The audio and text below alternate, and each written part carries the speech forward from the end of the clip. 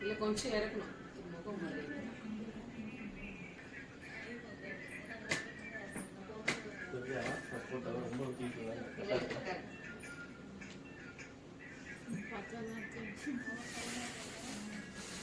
மாதிரி.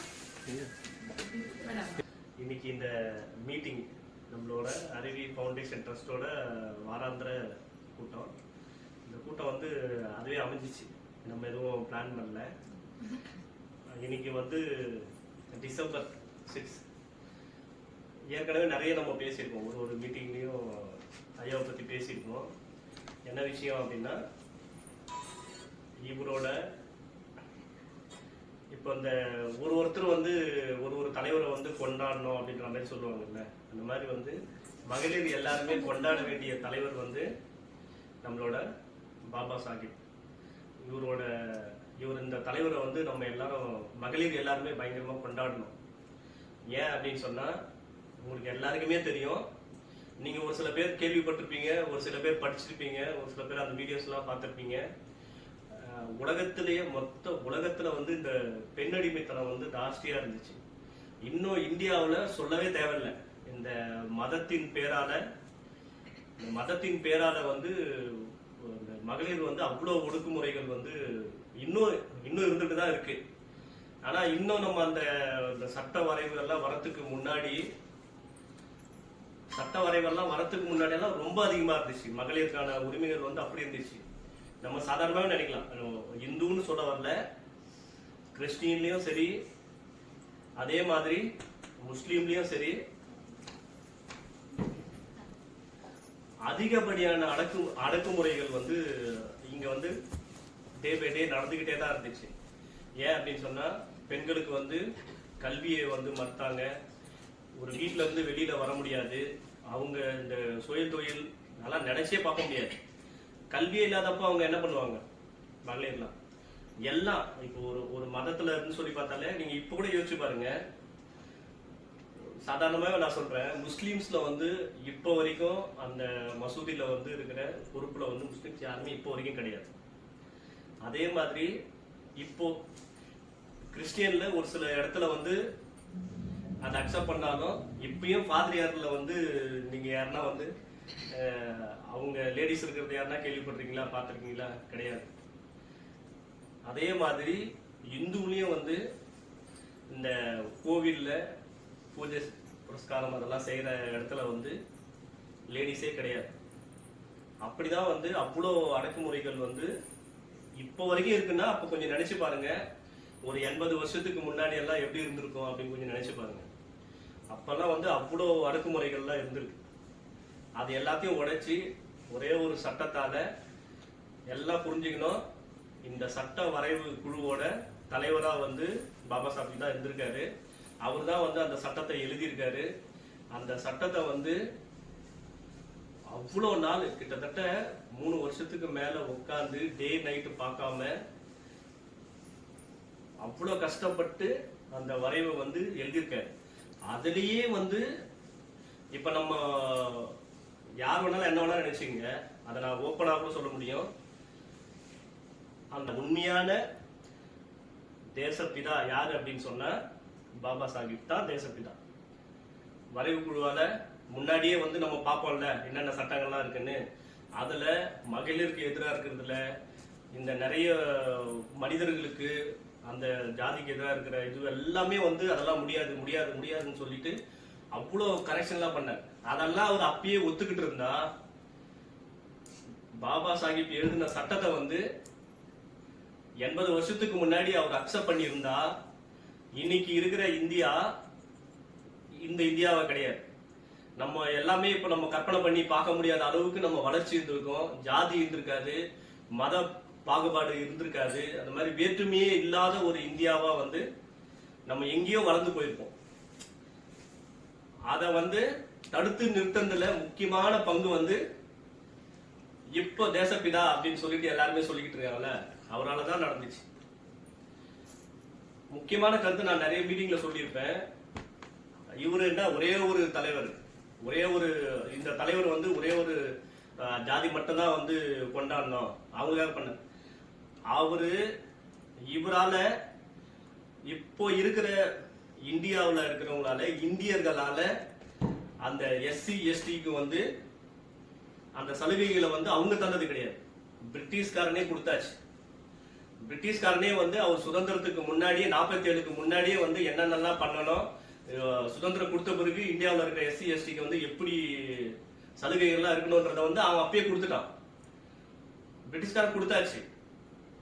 ஆனா உண்மையிலேயே வந்து நம்ம எல்லாருமே வந்து பிரிட்டிஷ்காரனுக்கு எதிராக வந்து இங்க அவ்வளவு போராட்டம் பண்ணாங்க, அவ்வளவு பண்ணாங்க. ஆனா பிரிட்டிஷ்காரன் வந்த பிறகுதான் நம்மளுக்கு எஜுகேஷன்லாம் வந்துச்சு. நம்ம மற்ற கண்ட்ரிலலாம் வந்து பிரிட்டிஷ்காரன் வந்து அங்க ஆட்சியை பிடிச்சா அப்படின்னு சொன்னா அவங்க திருப்பி போனோம் அப்படின்னு சொன்னாலும் அதுல பெருமைப்பட்டிருக்கலாம். ஆனா இந்தியாவை வந்து உண்மையிலேயே ஆங்கிலேயர்கள் இந்த 16th செஞ்சுரியில வந்து வந்தது வந்து உண்மையிலேயே வந்து நம்ம வந்து கிஃப்டட். ஏன் அப்படின்னா அவங்க வந்த பிறகுதான் இந்த மதத்தின் பேராலையும் இந்த ஜாதி இன பாகுபாடின் பேராலையும் இருந்ததை வந்து அவன் சரி பண்ணான். ஏன்னா கல்வி வந்து எல்லாருக்குமே கிடையாது, கல்வி வந்து மகளிருக்கு சுத்தமா புறக்கணிக்கப்பட்டது. லேடிஸ் வந்து ஸ்கூல்லே போகவே கூடாது. நம்ம வந்து மார்ச் மாசத்துல வந்து நம்ம இந்த சாவித்ரிபாய் பூலேயோட பிறந்த நாளையும் சரி அவங்க நினைவாகவும் நம்ம செலிப்ரேட் பண்ணிக்கிட்டு இருக்கோம். ஏன் அப்படின்னா மகளிருக்காக அவ்வளவு போராட்டம் பண்ணி அவங்க தனியா ஒரு ஸ்கூல் ஆரம்பிச்சு மகளிருக்கு வந்து அங்க படிக்க வச்சு அவங்களுக்கு வந்து நம்மளை முன்னேற்றினாங்க. அந்த காலகட்டத்திலலாம் இவங்க இந்த மாதிரி தலைவர்கள்லாம் பாபா சாஹிப் தலைவர்கள் எல்லாமே அந்த சப்போர்ட்டர் தான். அந்த மாதிரி மகளிருக்கு வந்து அவ்வளவு புரட்சியை வந்து எடுத்துட்டு வந்தாங்க. இப்போ இதுல வந்து ரொம்ப தெளிவான விஷயம், பிரிட்டிஷ்காரன் வந்து அவ்வளவு சலுகைகளை வந்து எஸ்சி எஸ்டி கொடுத்தாச்சு. ஆனா இவரு முதல் இப்போ வந்து இந்தியாவோட சுதந்திரம் வாங்கியாச்சு, அதோட பாராளுமன்றத்துல வந்து சட்டசபைலாம் அதெல்லாம் வருது. அதுல வந்து யார் யார் வந்து என்னென்ன போஸ்டிங்ல இருப்பாங்க அப்படின்றத வந்து முன்னாடி டிசைட் பண்ணி எல்லாருக்கும் கொடுத்தாங்கல்ல. நேரு வந்து பிரைம் மினிஸ்டர் ஆனாரு. அந்த மாதிரி ஒரு பதவிக்கு எடுக்கிறப்போ அந்த சட்டத்துறைக்கு வந்து பாபா சாஹிப் தான் சட்டத்துறையோட அமைச்சரா முதல்ல அவர் தான் வந்து முதல் சட்டத்துறை அமைச்சரா பதவி ஏற்றாரு. அவர் பதவி ஏற்ற பிறகு அவர் என்ன போராடினார்னா மகளிருக்கும் மற்ற ஜாதிக்காரங்க, இப்ப இந்தியா அப்படின்னு சொன்னா பிராமின் மட்டும்தான் அப்படின்ற கோட்பாட்டை தான் இந்தியா இருந்துச்சு. காந்தி பிராமின் அப்ப முக்கிய தலைவராக இருந்தவங்க எல்லாருமே பிராமின். அவங்க என்ன பண்றாங்க அப்படின்னு சொன்னா இந்த சட்டத்தை எல்லாத்தையுமே வந்து அம்பேத்கர் பாபா சாஹிப் சொல்ற மாதிரி நம்ம சட்டத்தை வந்து ஏத்துக்கிட்டா அப்போ இந்த லேடிஸ் எல்லாமே வந்து அவங்களுக்கு நிறைய உரிமைகள் வந்துடும், எல்லாரும் ஈக்குவல் ஆயிடுவாங்க அப்படின்றத வந்து தடுத்தாங்க. எல்லாருமே தடுத்தாங்க, ஒரு தலைவர்னு நம்ம சொல்ல முடியாது, அவங்க எல்லாருமே தடுத்தாங்க. அவங்களுக்கு போகக்கூடாது, பண்ணக்கூடாது, ஈக்குவலா நம்ம இது வந்து உட்காரக்கூடாது அப்படின்னு சொல்லிட்டு இப்போ நம்ம கொண்டாடிட்டு இருக்கிற தலைவர்கள் வந்து அப்ப எதிர்த்தாங்க. அவங்க கிட்ட சண்டை போட்டு முடியாது. அவரு இப்ப நம்ம ஒரு மதத்துக்கான தலைவர், ஒரு இனத்துக்கான தலைவரா நம்ம நினைச்சோம்னா அவர் பிரிட்டிஷ்காரன் கொடுத்தாச்சு, அதோட நிறுத்த வேண்டியதானே. அவரு நிறுத்தல. இப்போ இன்னைக்கு வந்து நம்ம 69% வந்து நம்ம இன்னைக்கு அனுபவிச்சுட்டு இருக்கிறோம் இடஒதுக்கீடு.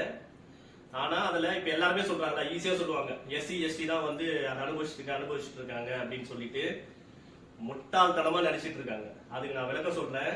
வெறும் 15% தான் வந்து எஸ்சிக்கு, 3% தான் எஸ்டிக்கு. அப்போ 69% வந்து நம்ம கடைபிடிச்சிட்டு இருக்கோம். அப்ப 69ல இந்த 17% போச்சுன்னா பேலன்ஸ் எத்தனை பர்சன்டேஜ் சொல்லுங்க? எத்தனை பர்சன்டேஜ்? 51% மேல இருக்கு. 51% அனுபவிக்கிறது வந்து யாரு? பிற ஜாதியில இருக்கிறவங்க தான் அதை அனுபவிக்கிறாங்க. நம்ம அந்த வார்த்தைகள்ல வந்து நம்ம பயன்படுத்தவே கூடாது. இந்த ஜாதி அப்படின்ற வார்த்தைகளை வந்து நம்ம பயன்படுத்தவே கூடாது.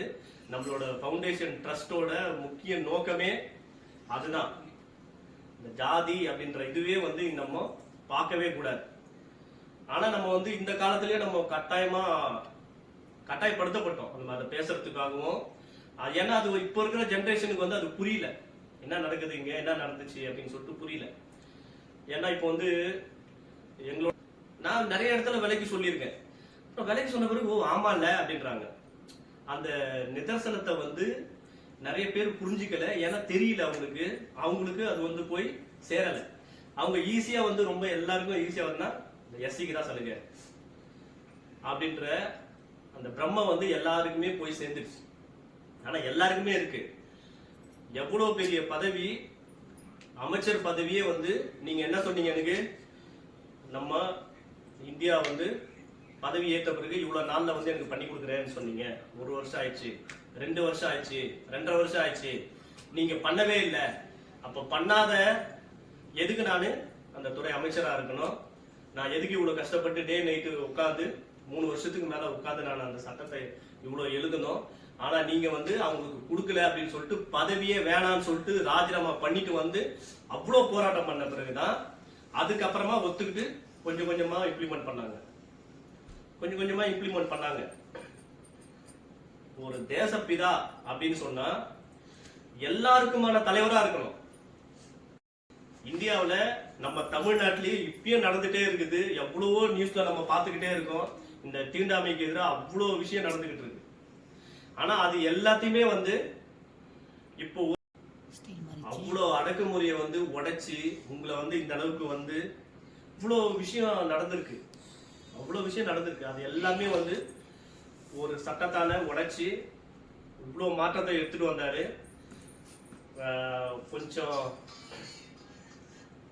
எல்லாத்தையும் உடைச்ச தலைவரை வந்து தயவு செஞ்சு நீங்க வந்து உங்களோட ஜெனரேஷனுக்கு வந்து எடுத்து சொல்லுங்க. இந்த மாதிரி வந்து ஒரு இப்போ நம்ம எல்லாருமே இருக்கோம் அப்படின்னு சொன்னா அவரோட நினைவு நாள்ல அவரை பத்தி கொஞ்சம் பேசுறதுக்கான வாய்ப்புகள் வந்து கிடைக்குது. ஒரு தடவை நம்ம உங்களுக்கு எதனா ஒரு வாய்ப்பு கிடைச்சிது அப்படின்னு சொன்னா நீங்க ஐயாவை பத்தி பேசுங்க, எல்லாருக்கும் புரிய வைங்க. ஏன்னா அவர் சொன்னது வந்து எல்லாரும் ஒரு சமூகம் அப்படின்னு சொன்னா எல்லாருமே சேர்ந்ததுதான் சமூகம். அந்த சமூகத்தை வந்து இப்ப நம்ம அடுத்த கட்ட இந்த காலகட்டத்திலேயே பாருங்களேன், இது வந்து 21 சென்ச்சுரி நம்ம வந்து கிராஸ் பண்ணிக்கிட்டு இருக்கோம். இந்த செஞ்சுரியிலையும் இன்னும் மதம் ஜாதி அதை பத்தியே பேசிக்கிட்டு இருக்கோம், அதை பத்தியே யோசிச்சுட்டு இருக்கோம், அதை பத்தியே நம்மளோட நேரங்களை வந்து வீணடிச்சிட்டு இருக்கோம். நம்மளோட விஷனே வேறையா இருக்கணும். எப்படி நம்ம இந்தியாவை வந்து முன்னேற்றுறது, நம்மளை எப்படி நம்ம பொருளாதாரத்துல முன்னேற்றிக்கிறது, நம்மளோட அடுத்த வாரிசுகளை வந்து எப்படி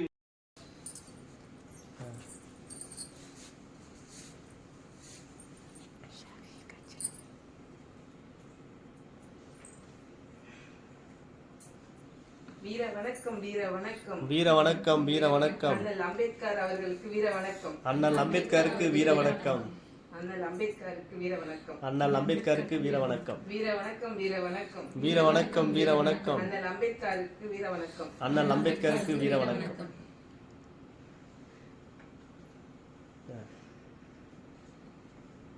கிளம்புறீங்களோ?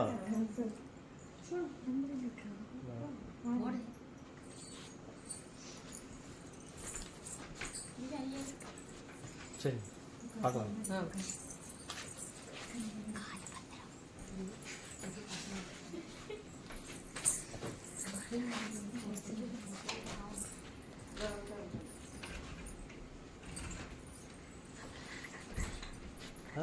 அவ்வளோதான். அந்த டீ மட்டும் சாப்பிட்டு வெயிட் பண்ணுங்க. வெயிட் பண்ணுங்க. 3 கப்பு சொல்லியிருக்கீங்க. அப்படியே ஒரு குரூப் ஃபோட்டோ அப்படி மொத்தமாக அப்படி நிற்கிற ஒரு ஃபோட்டோ வா.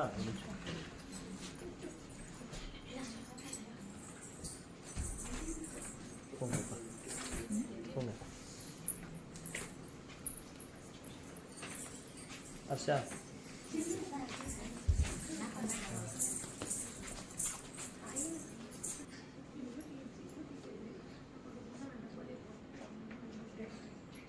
போனோம்.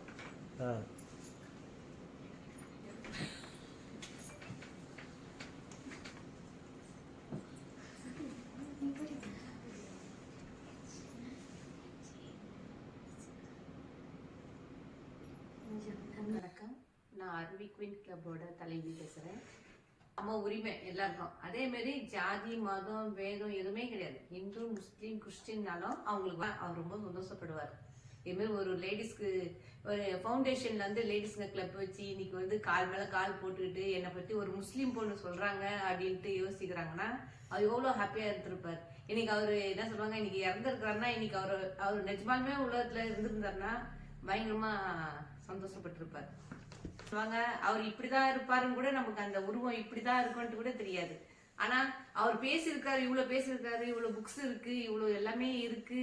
நம்ம வந்து இப்போ நீங்களும் சொல்றீங்க அவரை பத்தி, அவர் இப்படி இருக்கிறாரு, அப்படி பண்ணாரு, இப்படி பண்ணாரு, ஏழைங்களுக்கு ஒரு பெண்களுக்கு இப்படி பண்ணாரு, அப்படி பண்ணாரு வந்து நமக்கு ஒரு உடம்பு சிலுக்குது தானே. இப்போ ஐயாவோட நினைவு நாள்ல நம்ம ஃபவுண்டேஷன் ட்ரஸ்ட்ல மகளிருக்கு முன்னுரிமை கொடுத்து இன்னைக்கு ஒரு முஸ்லீம் அப்படின்னு சொல்லிட்டு இல்லாம நம்மளோட ட்ரஸ்ட்ல எந்த ஒரு மத பாகுபாடும் இல்லாம எந்த ஒரு ஜாதி பாகுபாடும் இல்லாம நம்ம இங்க செயல்பட்டு இருக்கோம். நம்மளோட ட்ரஸ்ட்லயே இந்த மகளிருக்கான தனி ஒரு குழுவை வந்து உருவாக்கியிருக்கோம். அந்த குழுவில் யாருக்குமே வந்து மதத்தை பார்த்தோ ஜாதியை பார்த்தோ பதவி நம்ம வந்து யாருக்குமே கொடுக்கல. எல்லாருமே சேர்ந்தது தான் இந்த சமுதாயம் அப்படின்ற அடிப்படையில் நம்ம செயல்பட்டு இருக்கோம். இப்போ நம்ம தலைவி வந்து நிறைய விஷயத்த வந்து உங்ககிட்ட வந்து பகிர்ந்துக்கினாங்க. இன்னைக்கு டிசம்பர் 6 ஐயாவோட நினைவு நாளில் இந்த விஷயத்த வந்து உங்ககிட்ட பகிர்ந்து கொள்ள வந்து பெரும் மகிழ்ச்சி. நன்றி, வணக்கம்.